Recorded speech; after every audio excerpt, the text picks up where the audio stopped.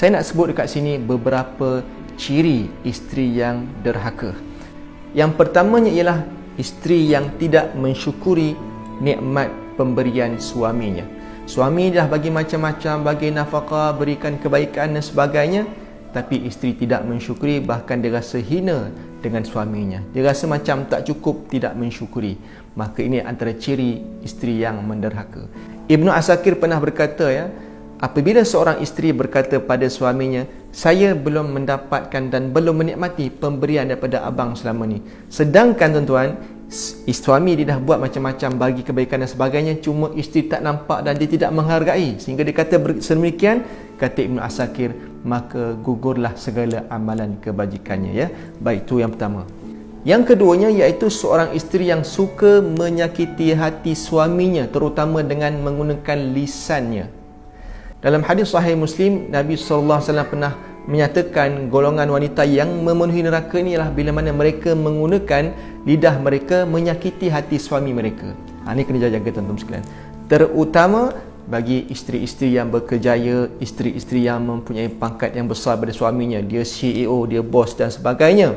Maka kadang-kadang dia memandang hina suami dia, dia menyakiti hati suami dia dan sebagainya. Sedangkan suaminya itu adalah ketua keluarga yang patut dia hormati.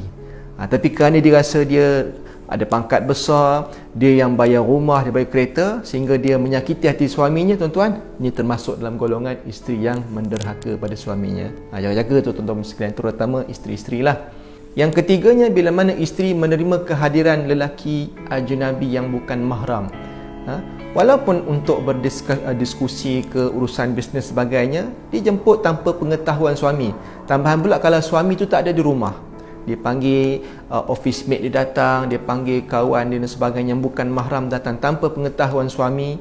Sedangkan memang tak boleh pun, walaupun lelaki yang bukan mahram datang rumah kita tanpa ada suami kita, perkara itu tak dibenarkan, maka akan timbul perkara yang tak sepatutnya. Apatah lagi tak bagi tahu. Kita kata I discussion pasal bisnes je. Benda tu kena jaga tuan-tuan sekalian, Even tuan-tuan sekalian, walaupun lelaki yang mahram itu juga sepatutnya, sebaiknya kita bagi tahu pada suami kita, bang, abang saya nak datang. Padahal abang sendiri, sebaiknya kita bagi tahu pada suami, supaya suami tidak mencurigai perbuatan isteri di rumah. Itu kena jaga. Baik, itu yang ketiga. Yang keempat iaitu isteri yang keluar daripada rumah tanpa izin suami. Jaga-jaga kakak sekalian, bila nak keluar rumah pastikan kita minta izin dengan suami. Walaupun kadang-kadang nak pergi kedai, nak pergi salon ke apa kan, bagi tahu suami. Kalau kita di rumah, suami di tempat kerja, bagi tahu, teks, SMS, WhatsApp suami, bang saya nak pergi kedai, begitu minta izin dengan suami. Baik, yang kelima iaitu bila mana seorang isteri yang menuntut perceraian pada suaminya tanpa sebab yang munasabah. Tak ada sebab munasabah nak minta cerai. Perkara ini termasuk dalam golongan isteri yang menderhaka pada suaminya. Ada orang tanya, saya nak minta cerai dengan suami saya. Sebab apa saya tanya? Sebab suami saya poligami.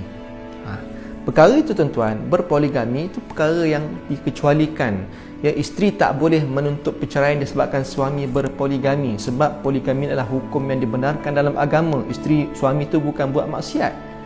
Kalau nak menuntut perceraian atas dasar yang munasabah, contoh suami yang telah berpoligami, kemudian suami tidak memberikan nafkah, contohnya suami menzalimi isterinya, begitu boleh kita menuntut perceraian. Tapi kerana semata-mata suami itu berpoligami, kita nak menuntut cerai, perkara itu dilarang dalam agama.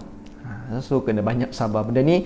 Jadi kita sebut tentang bab hukum tuan-tuan sekalian. Bab emosi kita letak nombor 2 dan nombor 3. Dan yang terakhirnya itu bila mana isteri menolak ajakan suami untuk melakukan hubungan kelamin, persetubuhan. Perkara ini tuan-tuan ada dijelaskan dalam hadis di mana Nabi SAW bersabda, seorang isteri itu akan dilaknat sehinggalah ke subuh apabila isteri itu menolak permintaan suaminya tanpa sebab-sebab yang sepatutnya. Jadi perkara ini tuan-tuan sekalian perlu diperhatikan, terutamanya bagi isteri-isteri, supaya kita tak nak menjadi isteri yang derhaka. Sebab isteri yang derhaka ni akan termasuk dalam golongan yang akan memasuki neraka. Na'udzubillah min dzalik. Mudah-mudahan ada manfaatnya.